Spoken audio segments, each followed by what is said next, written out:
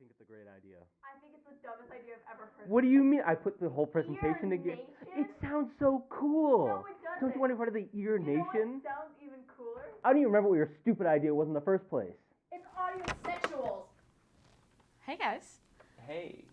Just want to let you know, Steven's brought some people in to talk about the show. They'll be here in our next meeting, so just kind of, keep it calm. I'm gonna go grab them, and we'll be back in a minute. Yeah. Cool. Sounds good. Did you just throw a Sharpie at me? Yes, I did. That's how stupid I think your whole idea is. I'm really nervous. Executives? What the hell? What are we doing with executives coming around here? No. Maybe they're maybe we can finally play actual music on the show. Oh, maybe. Yeah. Or they're gonna fire us. They can't fire us. They can't hire both of us. Well, I mean, they can. Okay, but who is gonna do the show?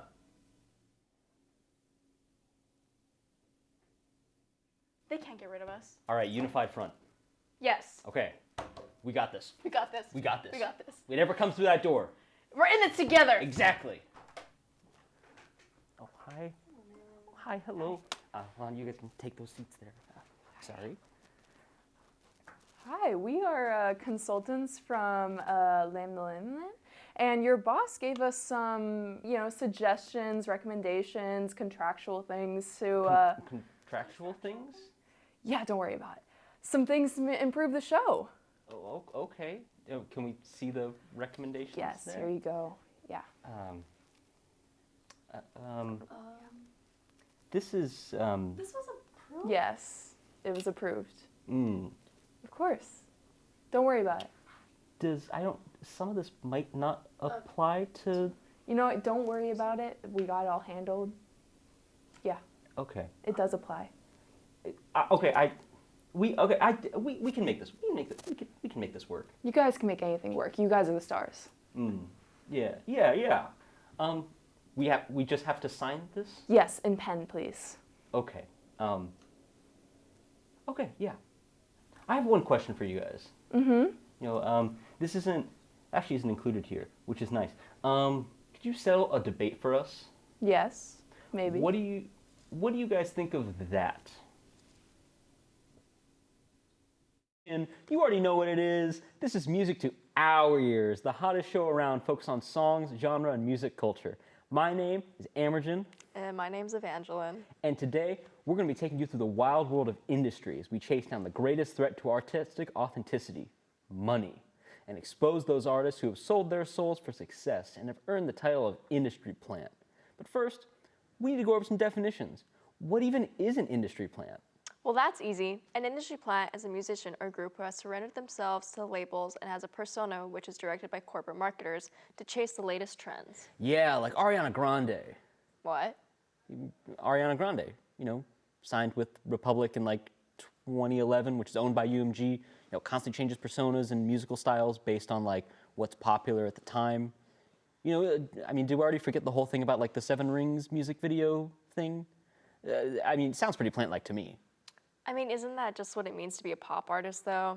And also, how do you know that it's not just her own image and being familiar with what is trending at the time and what moving is on that direction? But you don't get that big without the industry behind you, right? The whole thing I hear is being a pop star is basically like signing a deal with the devil, right? To get that popular, you have the features and the producers that she worked with that early in her career, which helped her get in the mainstream. Is that not the industry's planting her into the space and then giving her the resources to grow and develop? Sure, but no one calls pop artists industry plants because every successful pop artist has those resources in one way or another. That's how they became pop artists. Another definition here we need another definition that really narrows it down.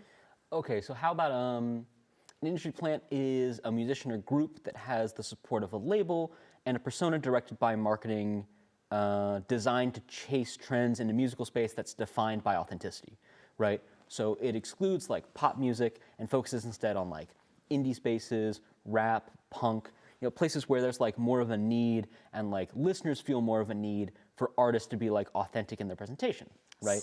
Speaking of punk, because Malcolm McLaren wanted to sell clothing for his punk store, he got Sid Vicious, who was not a bass player at all at the time, to be the bassist of Sex Pistols. I mean, Mclaughlin wasn't a label, but still fits the essence of that definition, right? Okay, that bass thing's also true with like the Clash. So that isn't a fair dig here. Okay. But like, But still, the point stands, doesn't it? The definition of industry plant has to commit to calling punk one of the largest subgenres of rock, essentially tainted from the very beginning, with one of its first dominant acts being a form of an industry plant designed to sell clothing more than actual artistic expression. oh, okay. You know what? Let's change the angle here. Okay. All right. How about an industry plant is a musician or group of musicians who uses pre-existing industry connections to get a leg up on their career, right? So like bypassing all the hard work needed to build an actual following through like money and networking, right? So they use those industry connections to get the favor of the industry, which plants them into the culture before other like more deserving musicians. Well, that's more of like a nepotism thing, right? Because, I mean, that's true for like other industries, not just music. I mean, if I were a doctor and I got a job at a hospital based on knowing some high-level administrator, would that make me a medical industry plant? I mean, okay, that's a good point. Okay. How about let's put a pin in that and come back to it. Okay. All right, this whole thing's a mess. I think what we need to do. Here's what I did. All right, I did some research on musicians who are like typically called industry plants. I put together a little presentation. So we're going to take a break to set it up, and maybe we'll find some answers there by trying to sort out the definition through how other people use the term. Sounds good. Let's take a break.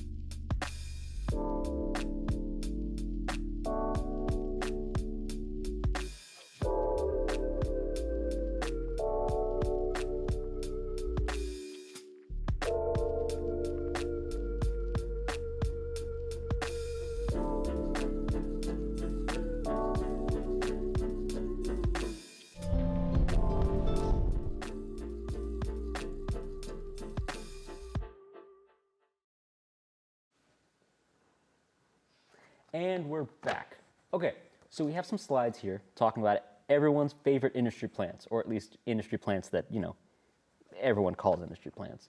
And we're gonna go over them one by one and see how everyone else uses the term to see if we can figure this out. So I wanna start us off with a quote here. So, whip smart and wildly irreverent, Nashville-based band Tramp Stamps are introducing a fantastically unfiltered new voice into today's pop landscape, with a lyrical style that's equal parts social commentary, soul-bearing confession, and brilliantly profane storytelling.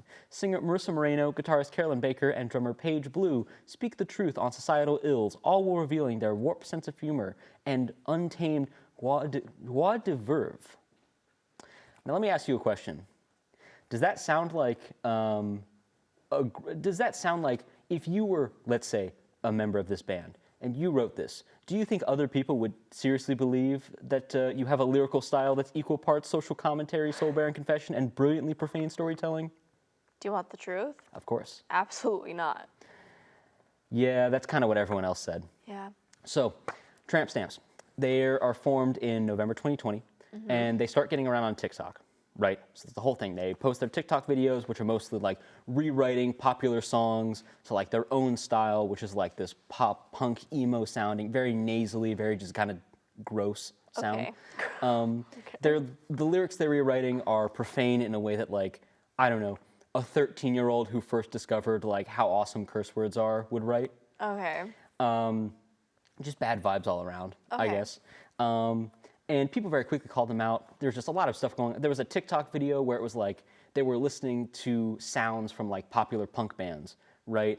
And they couldn't identify like more than half of them, including like some very popular MCR songs, which for the actual like style they're going for in terms of look, that hurts.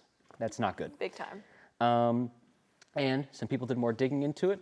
Turns out all of these women, which by the way, for the record, when we're talking about like brilliant, profane storytelling, lyrics that are like garbage, the youngest one here is 25, by the way. That's embarrassing. Yeah. And all of them are basically industry professionals, right?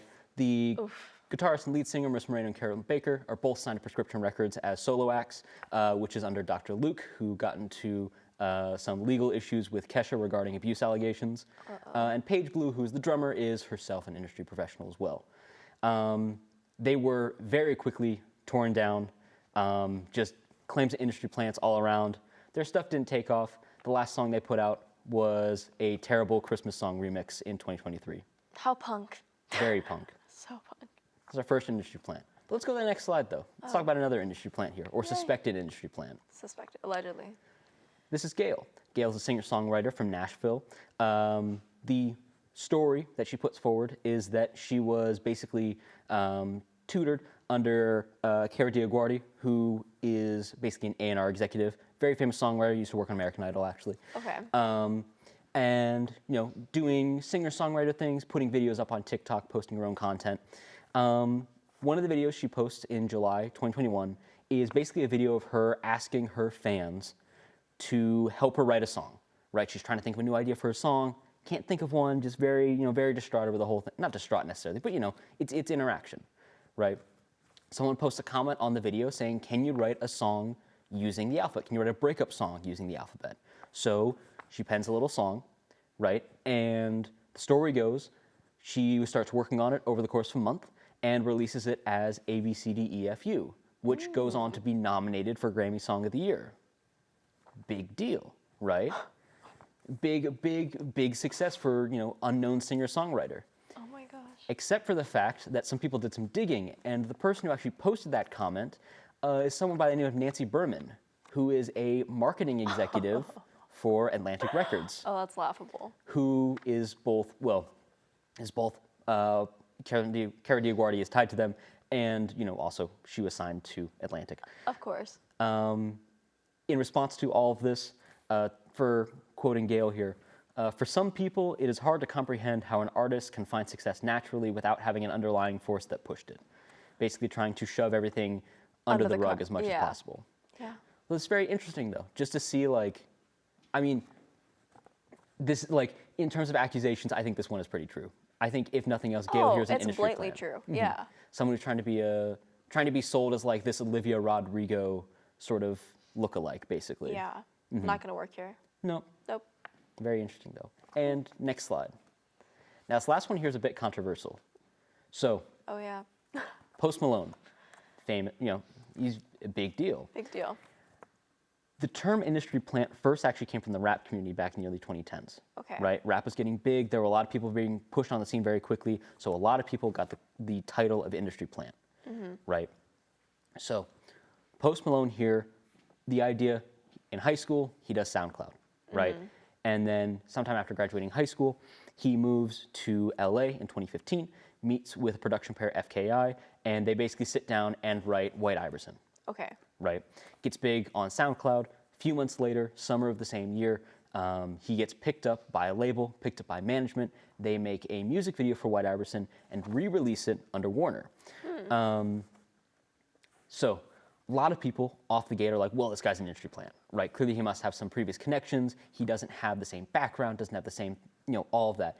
And there's another complaint with him as well, which is that he's a culture vulture, right? The idea that he's basically stealing the imagery of rap and using it to get famous, and then basically dropping it as quickly as possible, right? And I think what's interesting here is that kind of the industry plant thing doesn't seem to be a real complaint, or at least it doesn't seem to be something that's main issue. Doesn't seem to be the main issue here.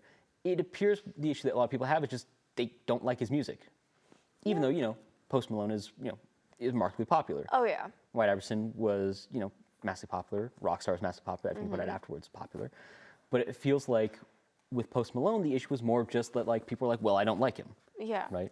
And that feels like a lot of how a lot of other complaints about industry plants kind of get started. Is it's more of a way to tag people that you don't like. Yeah. Right? Because something like rap, once again, the focus is supposed to be, It's a way to attack their art. exactly. Yeah. It's a way to attack their authenticity as an artist, which, those complaints can exist, but just calling someone an industry plant seems to be a much quicker way to get at that. Yeah, like in a scapegoat. Yeah, exactly. Exactly. But yeah, those are our examples of what people call industry plants, right? So we have the tramp stamps, who seem to have this very inauthentic appearance. We Yes. have Gale, who's very directly being, appears to be almost being controlled directly by, an actual label. Yeah. And we have Post Malone, who doesn't really seem to be an industry plant, but seems to get the title because people just don't like him that much. Yeah. So I think that kind of narrows it down, or at least helps us understand kind of what we're talking about here. Exactly. But I'd like to go back to the pin we were talking about before and talk about nepotism and those wonderful Nepo babies out there in the we love industry. them. But before we do that, we're going to take a quick break, and then we're going to come back and talk about that. See you then.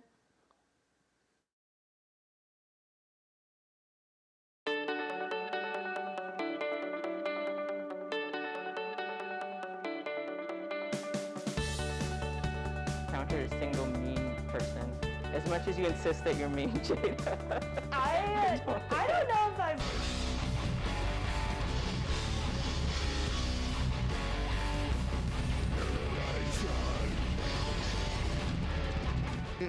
For Black History Month here in Oregon State.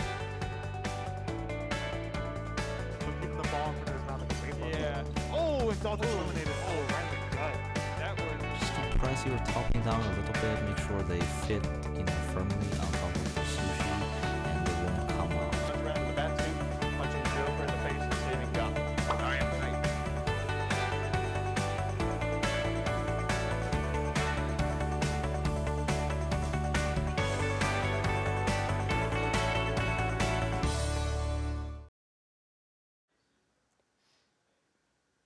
And we're back. Well, now that we know about industry plants, I think we should mention the world of nepotism that comes with it. Okay. So many artists and celebrities are part of rich families that gave them an upper leg in the industry. And to figure out who those are, I'm going to show you celebrity, and you have to guess if they're a Nepo baby or self-made. All right, sounds good. Okay. So, first up, Matt Healy from the 1975. Okay, so, based on my musical knowledge, which isn't much, Not at all. I think 1975 mid-level indie rock group, right? Okay. Matt Healy getting his fame, well, not getting his fame, but definitely coming a lot more into the public space because of dating Taylor Swift, but also being known for some interesting comments, remarks, Sure. issues that have come up. And the thing is the 1975 as a whole group has been like poppin'. Like they were huge in like the Tumblr days, so like early 2010s, right? Yeah. And they kind of died out, and then when it kind of indie kind of died out, and then they came back when indie started like poppin', right? Like Boy Genius was on the radar and stuff like that, so they came with them too. Yeah. And then we have Taylor Swift dating him, so then all his like baggage just came into the air, and somehow he's made it. So you tell me, Nepo or self-made? I'm gonna say by the fact that he's still around despite all the allegations against him, not against him, but despite all the allegations surrounding him, I'm gonna say he's a Nepo baby. I'm gonna say he has that support and background. You're perfectly correct. So his mother is Denise Welch, and she's a talk show panelist and actress. Yeah, Nepo baby. All right. He is. All right, next up, we've got Olivia Rodrigo. Disney is very good at spotting talent. Yes. And not that the two aren't correlated. Okay. Not there isn't some relationship between like talent and having rich parents that are able to support hobbies like, going to acting lessons or going to like, singing, whatever. Agents, yeah. I'm going to say, I think this is kind of a hard one. I'm going to say definitely, industry, definitely, Yes. but self-made. You're absolutely correct. So, she is self-made, child actress turned pop star, like you just mentioned, with Disney. She has developed quite a bit in her career. She she's like she's topping the charts constantly. But yeah, started as a child actress, and then got into music when she was in like the High School Musical remake. I don't know if you saw that. I didn't see it, but I know about it. Yeah, self-made. You're absolutely correct. Nice. Next up, we've got Timothy Chalamet. Do you ever put out music? Kind of, sort of. Kind of. What do you mean? All right, Timothy Chalamet, Mr. Timmy Tim, for a stats project in high school, he did a rap about stats, statistics, yeah. Funny video, actually. So yes, musician, sure, maybe, potentially, but more of an actor. Okay. Nepo-baby or self-made? I'm going to say Nepo-baby. Okay, you're correct. Let's go. So his mother, Nicole Flender, is a Broadway actress, dance teacher, and she's just kind of like in the industry, like shoo-in. Yeah, she even has a Guardian interview about how she like helped him in his career. Yeah, she's like proudly a Nepo parent. Okay. Yeah. So like, okay, so yeah, industry connections, but like not Jurassic like the Jenners, right? all right, not a blue Wikipedia. No, link. no. Like I was shocked when I found out about him being a Nepo baby. Yeah, and definitely phenomenal actor. I don't think it takes away from his talent. No, absolutely. Next up, our last one actually, we have Mr. Robert Downey Jr. I know that his career has been very interesting. Yeah. He's had, issues with substances in the past. And I mean, I definitely think there's like some like family connection to like keep him in the acting space, especially when he was younger and those issues were a lot more prevalent. So I'm gonna say Robert Downey Jr. is in fact a Nepo baby. You're correct. His father, Robert Downey Sr., is an American filmmaker and actor, and allegedly the person that got him into drugs in the first place. Ooh, okay. Which makes sense as to why he had like the availability to actually jump back into the acting space after his time in rehab and things like that. So yeah, but again, like I said, same thing with Timothy Chalamet. They're both extremely good actors and totally deserve the name. No, definitely. It's just, they have those family connections that help them. Of course, that have boosted them a bit, yeah. Boost them and help get them close to the front of the line. Of course. But I think the talent really takes them through the line. I think that's definitely one of the things with like a lot of Nepo babies, a lot of nepotism in general, is that it's like you can get into those positions, but actually performing, that's a whole other matter. That's a whole other thing, yeah. I completely agree. All right. Well, that's our Nepo babies. All right. With that, with having both our industry plant discussion and now our nepotism discussion here, I think we have enough to put this thing together and have one last discussion about kind of what we think about this whole thing. But before we do that, we're going to take one final break, and when we get back, we're going to round this all out. So we'll see you all in about a minute.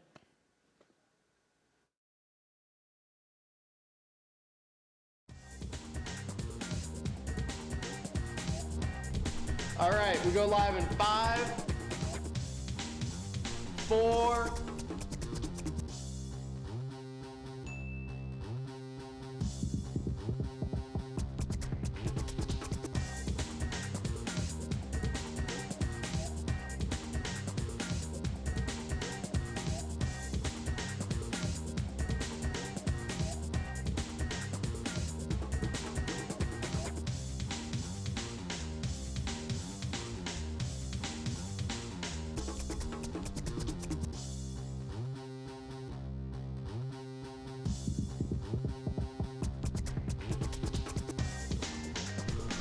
Ready, camera 2.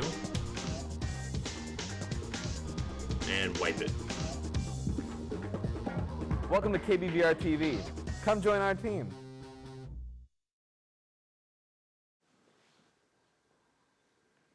And we're back again. So, we've got our Nepo babies. We do. We've got our industry plants. We have those. Let's talk about the industry, though. Let's talk about, because here's the thing, all right, we've been talking a lot about the industry, like labels, managers, people who are like behind the scenes running stuff. Yeah. I think we should talk about like the connection, though. Because the connection between like an artist and the industry isn't really like, or at least the connection between like an industry plant and the industry itself isn't like industry, right? It's another artist normally. Yeah. It's what you guess you call like. What's the bridge? What's the bridge? I guess you call, if we're keeping with the plant metaphor. Yeah. We could say a gardener, Sure. right? We could say people like, I don't know, people like Usher, right? Okay. Because you have like Justin Bieber, right, who was kind of brought up into the industry and kind of had Usher as like this mentor who kind of take him through the whole process, get him to the people he needed to talk to, get him working with like the right producers, the right features, sort of helping him build that career. Didn't he meet Usher in a parking lot? He did not meet Usher in a parking lot. Who did he meet in a parking He lot? met Scooter Braun in a parking lot. Scooter Braun. Okay. Scooter Braun was the one who basically acted as his manager when he was like first starting. Okay. Right, so he was the manager. Usher, I'd say Usher more was like the actual gardener though, because Usher acted more as like his actual mentor. Like the facilitator. Yeah. Okay. Right, because he had not only the industry connections and like the know-how to make everything happen, but also just like he himself was like just Like advocating for him. yeah, exactly. But yeah, I think that's like, you know, you've got like these gardeners who are like very carefully like tending their plants and keeping things very supported. But also I think, you know, once again, if you want to keep the metaphor going, you also have like the farmers, right? You have like the people manning like the industrial machines of music. And that's where come Simon Cowell. Simon Cowell, stuff like American Idol, America's Got Talent, X Factor. Oh yeah, just mass producing these talented people. Yeah. Although I will say, I can't think of too many like people who kept their fame after coming out of something like, I don't know, American Idol, X Factor, whatever. Ooh, I've got you there. Okay. One who? Direction. Okay. So Simon Cowell found One Direction, but they didn't start as a band. They started as individual contestants on the show. And then I guess they weren't good enough to be individual artists. So Simon Cowell was like, let's make a band, which they weren't really on board for. One of them was Liam Payne was. And because of that, Liam Payne was kind of like the leader of the group. Yeah. And then obviously that changed through the band's evolution. And then we have Harry Styles as the favorite and also the most successful one out of all of them now as they've broken up. Okay. But yeah, even that, like, besides like Harry Styles, of course, One Direction didn't survive for more than like a few years though, right? No, maybe like 5, I would say. Like fell apart very quickly. Oh yeah, just as fast they picked up fame, they fell apart just as fast. Yeah. I think that's interesting because you would think like maybe I don't know because that like that side of it's kind of weird, but there are definitely like industry mechanisms, I guess, that work much better at it. Oh yeah. Right. Like I think K-pop is a good example here. That is true. Right, where you have like these groups that are like brought up basically from children. Yeah. Right. Kind of groomed for this kind of lifestyle. Yeah. And they're kept together for like a pretty significant amount of time. You know what that reminds me of? What? Disney.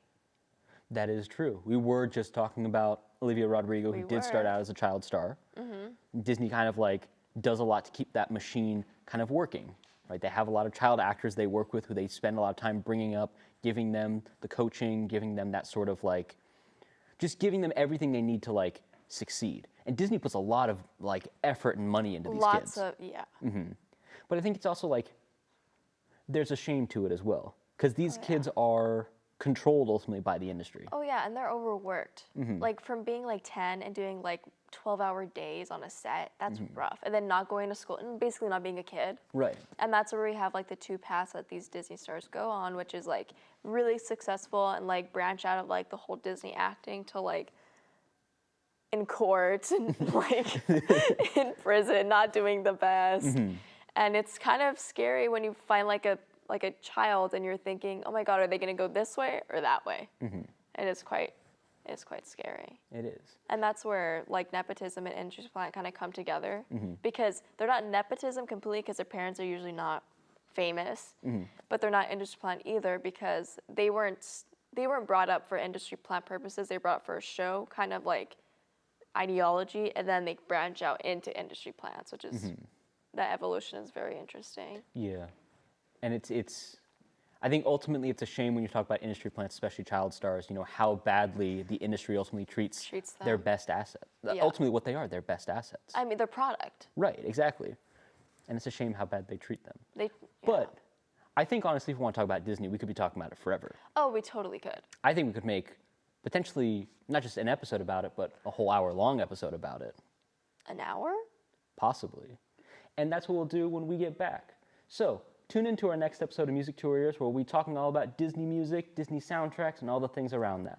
Until then, We'll see y'all later. Stay safe.